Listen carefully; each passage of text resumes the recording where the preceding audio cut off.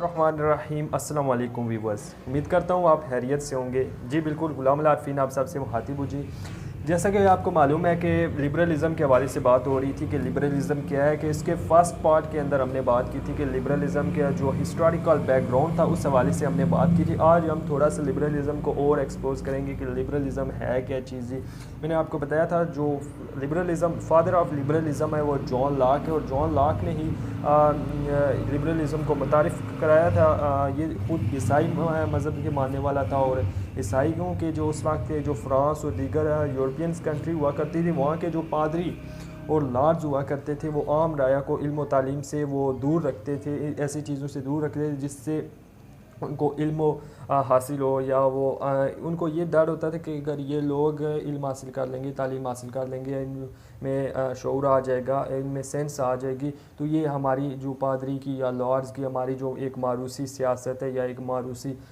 Culture یہاں پہ پروان چل رہا ہے، وراثتی کلچر، یہ پھر ختم ہو جائے گا. تو اس لیے پھر 17ویں صدی کے اندر یہ جان لاک نے یہ لبرلزم متعارف کرایا تھا، اور اس نے بغاوت کی تھی عیسائی جو اس وقت کے پادری اور لارڈز ہوا کرتے تھے جاگیردارانہ طبقے کے خلاف. لیکن آج ہم اس کو مزید چلتے ہیں آج کی ویڈیو کے. یہ تو ہو گیا، میں نے آپ کو تھوڑا سا پیچھے والی وہ جو پچھلی ویڈیو کے اندر چیزیں بتائی تھی وہ ایک قسم کی ریویژنس میں نے آپ کو کروا دی. تو آج ہم اس کی بات کریں گے ناصر ترکیبی کیا ہے. جی آج کی جو ویڈیو ہے جی اس میں آپ کو بتائیں گے کہ یہ کون سے دو پولز ہیں جن کے اوپر لبرلزم کا جو برج ہے وہ کھڑا کیا گیا ہے، یا کون سی وہ بائک ہے لبرلزم کی بائک ہے. لبرلزم کو ایک بائک سمجھ رہے ہیں، اور اس کے ہم بات کریں گے اس کے کون سے دو ٹائرز ہیں نیچے لگے ہوئے.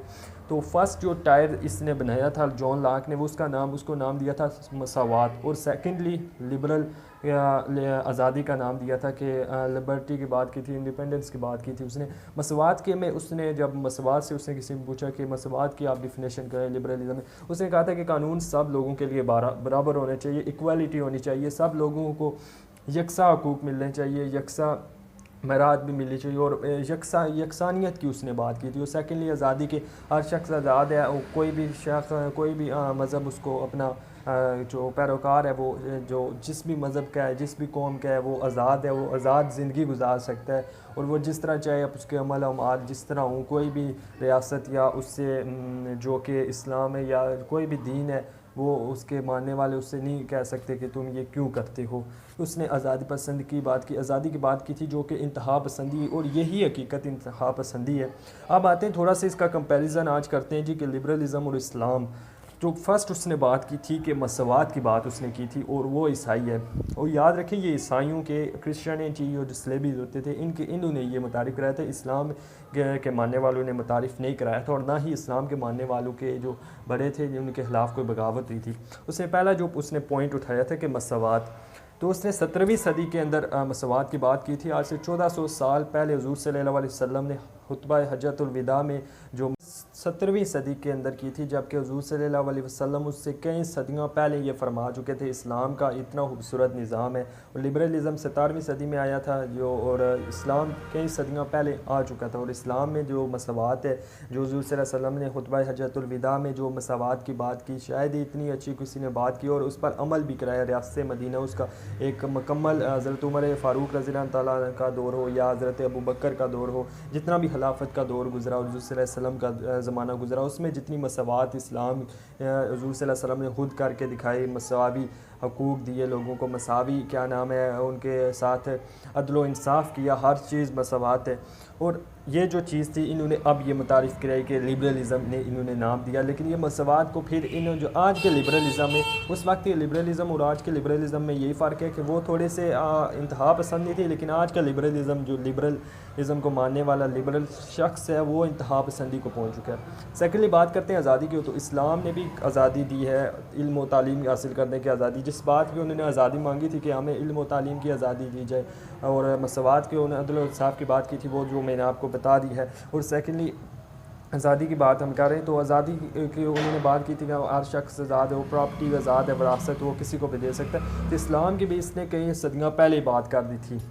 اب یہ بات ایک علیحدہ بات ہے کہ اگلی ویڈیو ایک میں ایسی بھی بناؤں گا جس کے اندر میں آپ کو بتاؤں گا کہ اسلامی کنٹریز کے اندر لبرلزم کو کس طرح فروغ کیا گیا.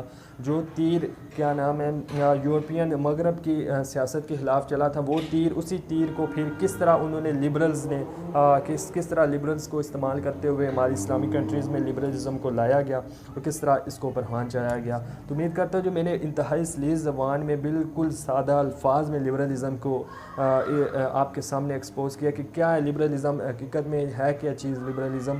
تو امید کرتا ہوں اس حوالے سے آپ کو کوئی بھی کویشچن ہو تو مجھے ضرور کمنٹس میں یا ان باکس میں جس طرح بھی آپ کو اویلیبل ہوا آپ مجھ سے کویشچن کیجیے گا لبرلزم کے حوالے سے. مجھے خوشی ہوگی اس بات کی، کوئی ایسا مسئلہ نہیں ہے. اور نیکسٹلی ہم ایک ایسی ویڈیو بناؤں گا کہ جس کے اندر اسلام اور لبرلزم اور کس طرح لبرلزم کو اسلامی ممالک میں لایا گیا اور آج کا لبرلزم اور اس زمانے کا جو جان لاک نے لبرلزم کو متعارف کرایا تھا اس میں زمین و آسمان کا فرق ہے جی. اب وہ لبرلزم نہیں رہا، اب تو انتہائی غلیظ قسم کے لبرلزم کی چیزیں بات کرتی ہیں. تو انشاءاللہ اس کے حوالے سے کسی کا بھی کویشچن ہو تو مجھے ضرور بتائیے گا. ایک بار پھر میں کہتا ہوں، تو اگر آپ نے میرا چینل اب تک سبسکرائب نہیں کیا تو سبسکرائب کر لیجیے. اگر آپ ویڈیو پسند آئی ہے تو لائک کومنٹس ضرور کیجیے گا، مجھے خوشی ہوگی. تب تک کے لیے اجازت دیجیے، اللہ حافظ.